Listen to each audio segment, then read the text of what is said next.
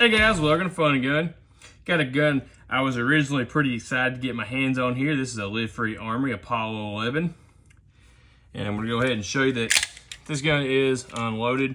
We're going to go ahead and drop the magazine out of here. And as you can see there, got to strip the magazine out of it. We'll get to that in a minute. So we're going to start off with the positive part of this gun. Then we'll get into the negatives. And then we'll go ahead and bring in the Mac DS9 here as a comparison. Kind of talk about it a little bit because these guns are roughly the same price point, at least MSRP. I believe this comes in at $950 and the DS9 comes in at around $1,100, but street price you can find them for roughly the same price. But we're gonna go ahead and start off about the positive parts of this gun. Positive parts of this gun: looks really cool, like the slide cuts, very functional. Reasonably smooth, not as smooth as some of the other guns in its category, I feel like. It does have a set of nice sights on it. They are metal sights. You got a nice bright front sight. It does have a tritium insert, so you do have a night sight on the front, blacked out rear sight. It does co-witness with the red dot. It is red dot cut, so that's pretty cool. I guess the first negative here is I'm not a big fan of the K size or the micro red dot cuts on a full-size gun. It does save you a little bit of money. But this gun coming in close to the same price as the gun I showed you there just a second ago. We'll get into that in a second. But not my favorite red dot cut. The fact that you can put a red dot on it is pretty cool. So positive, it's red dot cut. Looks cool. Has windows if you want to have it ported, which is something my buddy has considered doing. But not sure where we're going to go with this gun. We'll get to that in a second. Another nice thing about it is it does have a red dirt trigger shoe in it. More of a fan of a flat face trigger shoe, but the curved one's not too bad, so it does have a nice aluminum trigger shoe. Like I said, gun is unloaded. Got a little bit of take up. Comes to a nice brake. Brake's around 4.5 pounds. Not a bad trigger. Got a pretty decent trigger. Okay, got to doing a little editing on this video and did realize that I forgot to mention a few key features of this gun that are pretty positive attributes to this gun. And I figured since I want to give it a fair shake, I'd come back and mention those features here. So the first one is going to be the fact that it is a bushingless bull barrel. And I will say, barrel's not exactly just tightly fit to the slide there on the front side. The chamber side is rock solid, doesn't move at all. I will say this gun has been plenty accurate. I didn't just shoot it for groups, but just regular accuracy, this gun has shot just fine with a few different types of ammo we've tried with it. But that is a little bit loose right there for what you get with some of your other brands. And this gun also, being a bushingless bull barrel, is also a full-length guide rod and is a full stainless steel solid guide rod. And why I mention that is because on your Mac right here, the full-length guide rod actually is hollow, so getting a little bit more weight in the front of this gun, so that kind of helps mitigate recoil a little bit. Not going to be a whole lot, just not a lot of weight, but any weight towards the front's a little bit better than nothing, I guess. So that is a few more positive things about this gun. And while I was talking about ammo, we did try. It did run just fine with Blazer 115 grain aluminum. We ran a little bit of Winchester 124 grain, just standard velocity, just their white box. It ran it just fine. I ran some some Fiocchi 115 grain in it. It ran fine. And where it did not performed properly was when we tried to put some Winchester steel case that my buddy had sent with it to sight the red dot in with, just some cheap ammo that he was willing to let me burn to sight it in. And it would kind of cycle, it kind of wouldn't cycle. It would stick in the magazines, and that's probably going to happen with any gun that uses this style magazine just because of the magazine design. So what I did was rub a little oil on my fingers and just kind of handle the bullets while I was loading them, and that fixed that issue. But the biggest issue with this is this being a hammer fire gun, you would expect it to ignite any cartridge or set off any primer, that is. And with that Winchester ammo, this gun did not set off a high portion of them to the point where I got tired of messing with it. And my other buddy actually let me swap for the Winchester 124 grain that he had. And we went ahead and shot the steel case through his CZ Shadow 2 compact, and it ran it just fine. Being a hammer fire gun, you would expect it to set it off, but this gun would not set that primer off, even some of them after hitting it multiple times. So could be something in the action there doing that. Not 100% sure, but just figured I'd mention that. But that kind of, just the upper half of this gun with the bull barrel and everything does give you a pretty good point to start with if you do want to kind of do a build. So that's why I kind of figured I'd come back and mention that it does have that feature. Now we're going to head on to the rest of this video and kind of go over some of the less desirable parts of this gun right now. So let's go ahead and get to that. And really, in my opinion, that's kind of where the good of the gun kind of goes away. I mean, you do have nice slide release. You got a nice ambi safety. I will say that I did trim the spring on the safety detent here a little bit because this safety was extremely difficult to flip on and off. There's no sharp edges on this gun really to speak of, so it does fit nice in the hand. And now that we've kind of covered the good parts of the gun, we're going to go ahead and get into the negative parts of the gun because there's quite a few in my opinion, and the biggest one being the grip. And the grip is pretty much what causes the highest majority of these issues, and really what just absolutely, in my opinion, ruins this gun. And I don't like to be negative on my reviews, but out of all the guns I've reviewed so far, this is the only gun I've actually picked up and was just absolutely disappointed with the fit of this gun, and just the fact that from the factory, as you can see there, the hammer is cocked. I'm not touching the grip safety. You can just pull the trigger, and as you can see there, you can just pull the trigger. And that is because, I'll go ahead and insert the picture or the little clip right here off of the side. You can see how loose the trigger bar actually fits with this grip module being 3D printed, that it actually just lets the trigger bar just slide right over the part of the grip safety here that is supposed to prevent the trigger from being pulled.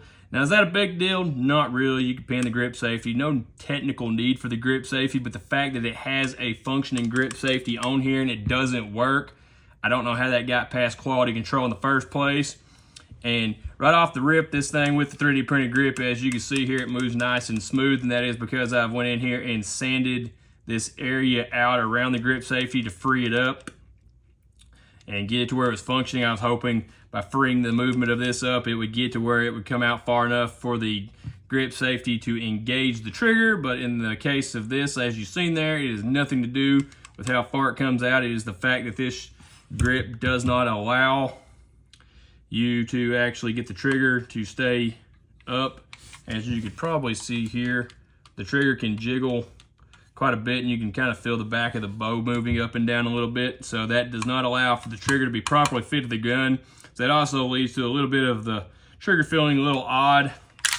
Like I mentioned, has a pretty nice trigger pull, nice, reasonably crisp, and the trigger resets pretty positive now, and that is because I did adjust the screw in here, messed with it a little bit, because when I first started shooting this gun, when you go to reset the trigger, you could barely just move it. Like, you could essentially reset the trigger without moving your finger. So it did not feel right. So that's something else I had to fix.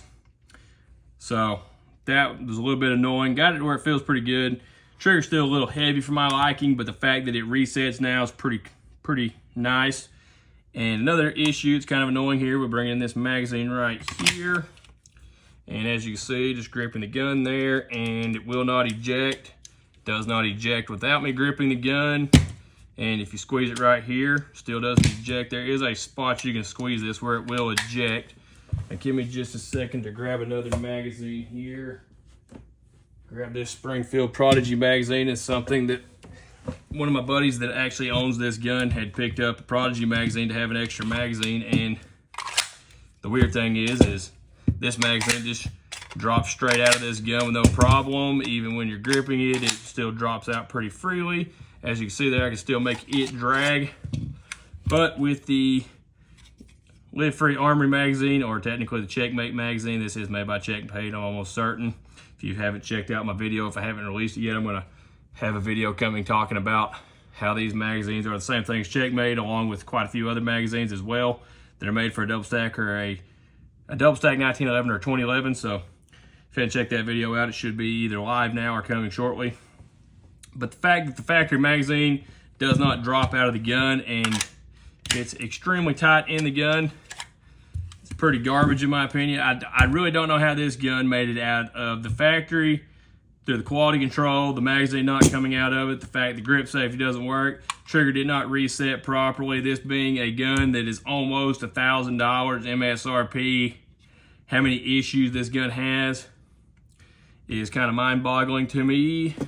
The fact, I mean, I will say you can pick up a Springfield Prodigy grip, from what I understand, for around 40, 50 bucks, and that does fix a high majority of these problems. Or there are a plethora of different 2011 grips you can put on this gun and fix that issue. But the fact that they tried to go cheap with this grip and it made it that bad on the gun is pretty bad, or pretty crazy in my opinion. Now, I'm gonna go ahead and bring in this Mac here, show you that it is unloaded. And like I said, this is a TISOS magazine, which is also the same thing as this Live-Free Armory magazine, which is also the same thing as a Checkmate magazine. So I'm gonna go ahead and set that off to the side. And if you haven't watched my review on this gun, I gave it high praises as being probably the best budget 2011 on the market, and I still believe that to today, at least the ones I've tried so far. So like I said, this gun is unloaded. The only gripe I have about this gun being the trigger from the factory was not super light, which neither was this. It's around 4 pounds, easy to fix. You can tune this one too, but this trigger just being kind of out of whack because of the grip makes it a lot harder to mess with.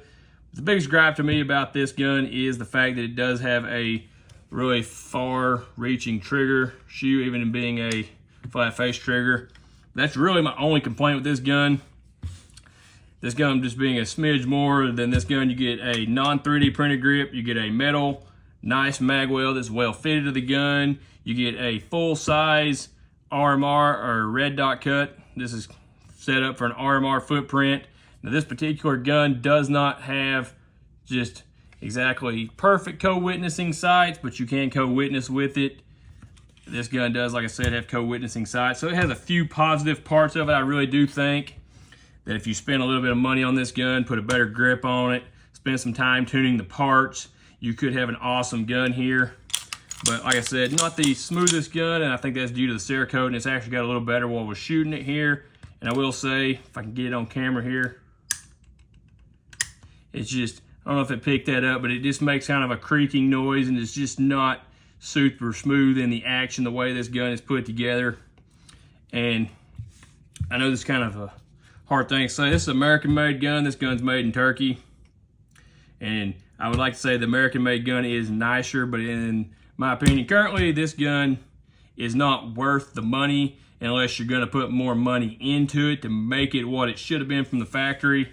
This gun, you can tune these few parts in to get a lighter trigger for free. So, my opinion, Mac Defense is still the best double stack 1911 or 2011 S clone gun, whatever you want to call it, in the budget price range, or even the TISOS guns beats this gun, because the TISOS guns also have a red dot cut.